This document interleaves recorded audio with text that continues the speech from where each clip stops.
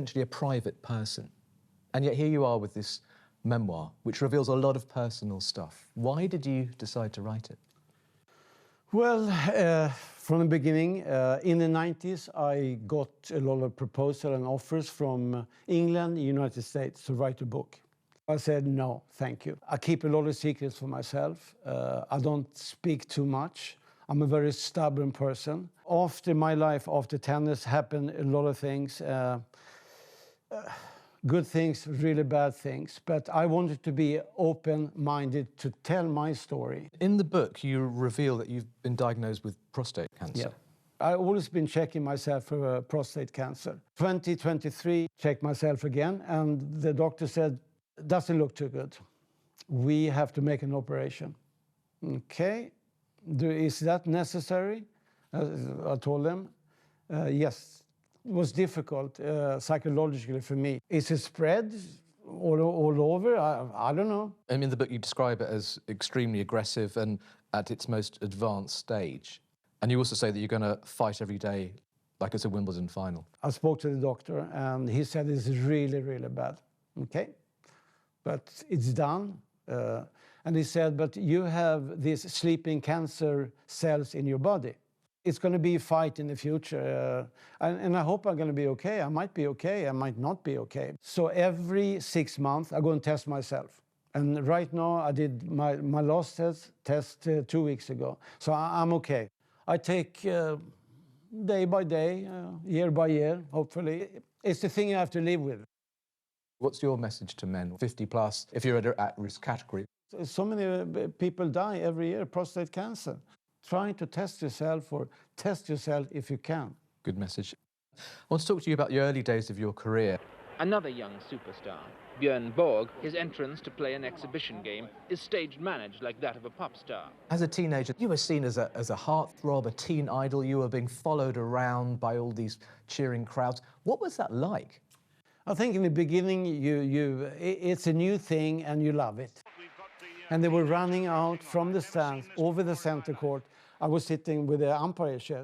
Maybe I come in Swede, come with a blonde hair. I have no idea what happened. Something happened in tennis during that time. Borg arrived last year at Wimbledon for the first time to scenes of near riot. And there was an interview you gave to the BBC in 1974. Is there anybody in the world you would rather be except you? Yeah, maybe sometimes I want to be a private person. So nobody knows, when I go out. Were you already aware that the attention you were drawing was going to have an impact on your life? The interest was enormous. Yeah, I'm a private person, but it's very difficult to be private when you're trying to be the best player in the world. I gather in the US Open one year, I think in 1972 you were playing, and one of the ball boys was very annoying. One of the ball boys, I didn't know that during that time, was John McEnroe. I was joking regarding with John in the book, like he could not throw the ball to me. He was hopeless. One of the ball boys who annoyed you was John McEnroe. You cannot be serious. Exactly. You can't be serious, man. You cannot be serious! In 1976, you win your first Wimbledon against Ilian Stasi. Did you believe it was going to happen? No. I didn't believe myself I could really go all the way to win a championship. It's, wow, that is something special. Quiet, please. That era of tennis, yourself, Jimmy Connors, John McEnroe, such huge names in the sport. Did you get on with each other? We respected each other a lot, all three of us. I was friends with Jimmy and John. I think Jimmy and John, they had problems together. I mean, they were very irritating to each other. They were not best friends. Mr. McEnroe, you are getting a public warning. Now, please play on. Keep your mouth shut out here. We were fighting #1 place in the world, to be the best in the world. And to do that, you cannot be the best friend. A 1980 final against John McEnroe, many people consider that the greatest game of tennis ever played.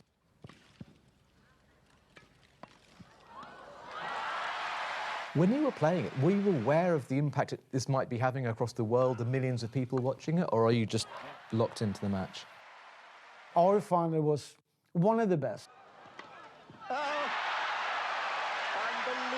shot. It was the first time, that long tiebreaker, and all the points, match points, and all these saving points. 30 long. The match had everything. Most satisfying match I ever played. That's it. We're very good friends, me and John. But when we see each other and we go out for dinner or whatever, we never talk about our matches. Talking about the game today, I mean, performance-enhancing drugs have been in the news recently with regards to tennis. Do you think they've always been a problem in the game? When we played a generation, I know for a fact, I know some players, they were using things they were not supposed to use.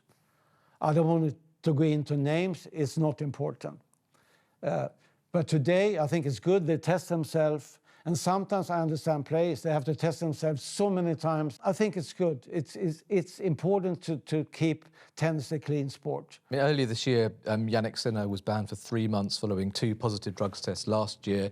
He says it wasn't deliberate because of a cut in his hand that had been treated by someone else. But it was controversial. Tim Henman said the ban was too convenient for Sinner. Djokovic said Sinner's case was not helping tennis at all. What did you make of it? I think I was very surprised when I read that. I think it happened twice. I mean, if it happened once time, but it happened twice, I think. So I think that's very strange. What happened, I don't really know. I hope really nothing serious happened. 1981, after the US Open, you famously left the stadium and decided subsequently to retire from tennis, and that was announced in 1983. Do you regret that? I had enough. I lost the interest in that way, the motivation. No regrets. No regrets. I mean, I had 10 wonderful years, and I don't, even if I missed, a few things during those 10 years, I had a lot of fun. If I knew what's going to happen the years after, I would continue to play tennis, of course. In the book, you describe how at times your life was a dangerous mix of drugs, pills, and alcohol. Yes. How bad did things get? I had no plan. This was a huge problem. People today, for instance, they have guidance. I had nothing. I didn't know what to do. I was lost in the world. It was more drugs, it was pills, it was alcohol. To escape, I think I escaped myself from reality in life because I didn't have to think about it. I mean, you're gone. It's relief. Of course, it's not good. It's destroy you as a person. The former international tennis star Bjorn Borg is trying to shake off a posse of reporters in Milan who've been trying to find out what's behind his drugs overdose. 1989, Milan. I was in bad shape. I think I need to do something. Otherwise, you and me will not sit here today. Then I decided that I'm going to start to play tennis again. Your comeback, your decision to return 1991, did that go as well as you'd hoped? Did you regret making that decision? No, it was the best decision I took. I need to wake up in the morning and I need to do something. I'm not there for winning matches. I am there for a different reason. I want to survive. I want to come back to life. I want to enjoy life. I felt I'm back in life. Finally, I'm back. We're in Stockholm. We're in Sweden. You're a national icon. You were voted in 2014 the greatest Swedish sportsperson of all time. What does this place mean to you? Stockholm means a lot. I'm Swedish. I love my country. I always love my country. People in the past, they never realized how Swedish I was or I am. Because I've been outside I've been in Monte Carlo, I've been outside traveling. For me to come home, it's a wonderful feeling. I did a lot of things for tennis, for myself too. I'm very happy with myself. So you should be. Lovely to meet you. Thank you very much. Thank you. So interesting to hear from Bjorn Borg there. As Tim said right at the beginning, not least because he seemed to be a very, very private person. It felt like that we didn't know stuff about him the way we would do now. So when he tells these stories, it all feels like it's new. There's a lot of demand for him to write his memoir, so lots of people, I imagine, be very interested. We're with you.